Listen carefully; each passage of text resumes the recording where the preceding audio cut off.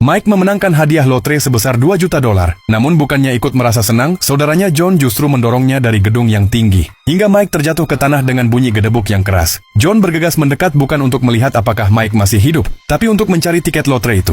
Anehnya, tiket itu tidak ada di tangan Mike. John mencari-cari dan menemukannya tergeletak di tanah. Saat ia mulai membayangkan uang itu, tangan Mike tiba-tiba bergerak. Karena panik, John meraih batang besi dan memukul kepala Mike hingga berhenti bergerak. Lalu ia memakai sarung tangan plastik dan mengambil sebuah roda kecil. Dan ketika tidak ada yang melihat, ia mendorong tubuh Mike ke jalan. Ada truk besar yang diparkir di dekat sana. John mencongkel pintu belakang truk menggunakan linggis, lalu memasukkan tubuh Mike ke dalamnya. Sebelum pergi, ia memukul tubuh Mike sekali lagi untuk memastikan mati. Ia melempar linggis itu ke dalam truk, berharap bisa menyalahkan sopirnya atas semuanya. Lalu ia kembali, membersihkan tempat kejadian, mengambil pisau dari tanah, mencucinya di tempat kerja Mike, dan mengembalikannya ke tempatnya. Setelah semua itu, ia naik kembali ke atap dan menggunakan teropong untuk mengamati truk itu. Tak lama, John melihat sopir truk itu datang. Namun bukannya langsung pergi, sopir itu sadar bahwa seseorang telah membuka pintu belakang truknya. Saat memeriksa ke dalam, ia menemukan mayat. John mengawasi dengan gugup dari kejauhan. Ia berharap sopir itu akan segera pergi dan membuang mayat itu di tempat lain, agar kejahatan itu tidak terlacak kembali kepadanya. Ia bahkan sedikit tersenyum. Berpikir rencananya berhasil, akan tetapi sesuatu yang tak terduga terjadi. Sopir itu tidak pergi. Sebaliknya, ia menjalankan truk mengarah ke pom bensin, mendekati ke tempat John bersembunyi. John langsung berlari masuk ke dalam ruangan agar tidak ketahuan. Ternyata sopir itu memiliki ide yang sama.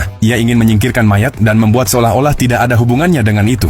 John mengamati dari sudut ruangan. Saat sopir itu memindahkan tubuh itu ke pom bensin, tiba-tiba John mendapatkan sebuah ide. Ia menyalakan kamera pengawas dan merekam sopir itu saat memindahkan mayat. Lalu ia menelepon polisi dan berkata, "Saya menelepon dari 421 Route 66. Saya rasa saya telah melihat pembunuhan." Polisi datang menangkap sopir truk itu dan mengira dialah pembunuhnya. Kemudian John pergi ke supermarket dan membeli tiket lotre yang baru. Saat kasir tidak melihat, ia menukarnya dengan tiket pemenang milik Mike. Dengan cara begitu, hadiah 2 juta dolar itu menjadi miliknya. John mengira ia telah merencanakan semuanya dengan sempurna. Namun ia membuat satu kesalahan besar. Rekaman video itu tidak menunjukkan sopir truk membunuh Mike. Tidak ada rekaman siapapun yang memukul Mike dengan batang besi. Jadi bagaimana mungkin sopir itu adalah pembunuhnya?